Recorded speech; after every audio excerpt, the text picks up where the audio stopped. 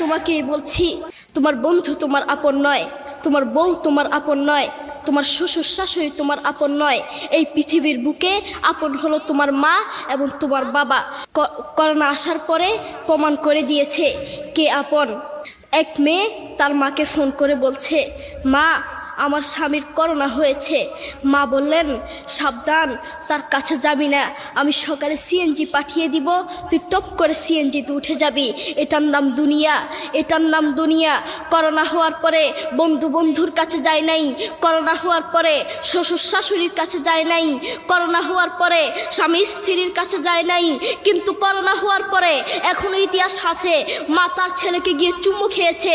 Corona হওয়ার পরে এখনো ইতিহাস আছে, বাবা তার ছেলেকে কাঁধে নিয়ে হাসপাতালে গিয়েছে, ঠিক কিনা?